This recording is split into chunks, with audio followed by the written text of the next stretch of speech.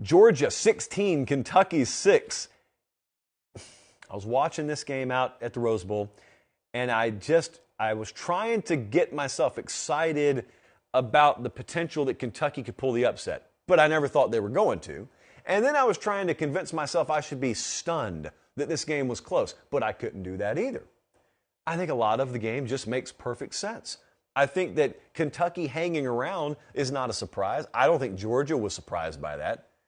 What have we learned about November? The very fact that Kentucky lost to Vandy last week should have told you, don't expect them to be down against Georgia. Expect their best against Georgia. You got their best. Now, here's another thing we knew, and Kirby Smart knew. Their best, Kentucky's best, was never going to be good enough offensively. So it also doesn't shock me that a quote-unquote close game included them not hitting double digits. Georgia's given up 11 and some odd points per game, leading the country right now.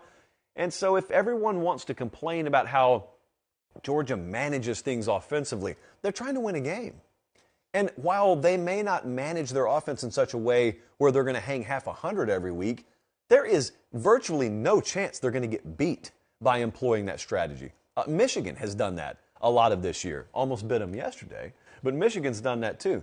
I mean, top scoring defenses in the game right now. What do you know? Georgia, Michigan. I did not know that, actually. They are 1-2, and Michigan played number 3 in Illinois yesterday. So Georgia, I think another thing to consider is they clinched. They clinched the SEC East last week. It was like 4 degrees yesterday. It was just a survive and advance kind of game. Georgia's another one of them that can honestly say a win is a win. They don't need style points. They don't need any of that. They just need to win and get out of there.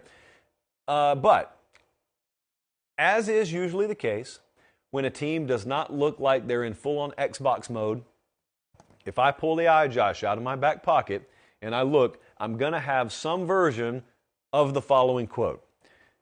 Well, this team's not going to beat Ohio State. That team's not going to play Ohio State. Nothing about the Georgia effort you see against the University of Kentucky has any relevance to potentially what they'd look like if they were on the field with Ohio State.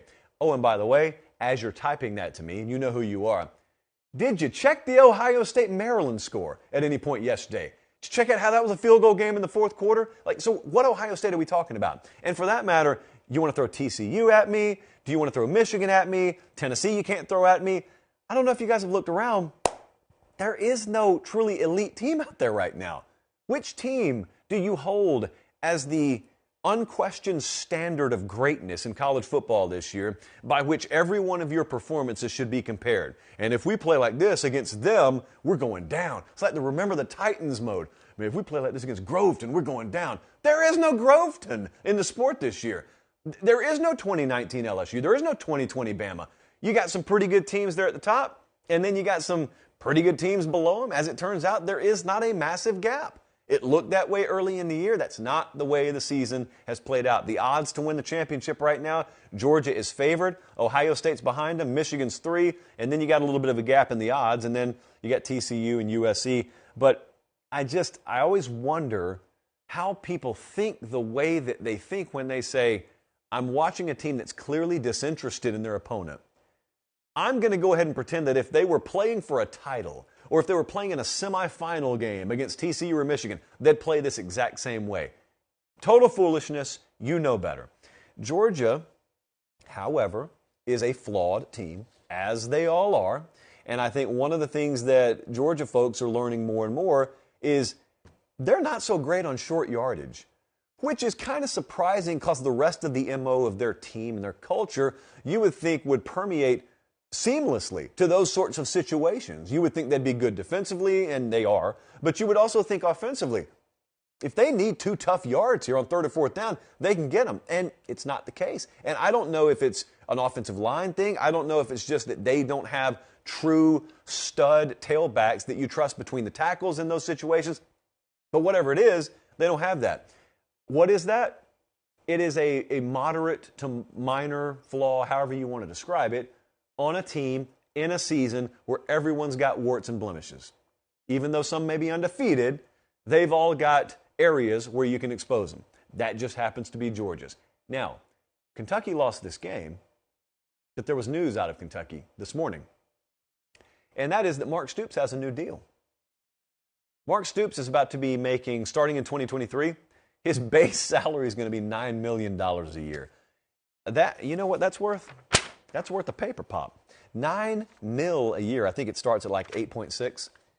Can you imagine telling someone at any point in the last 10 years, someone's about to be making $9 million to coach at Kentucky, and then you wait, and then you say, in football.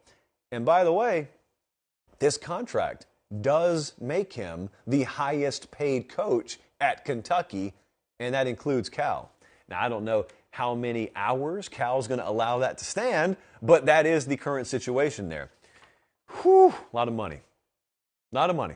And meanwhile, it turns out they signed the deal last week.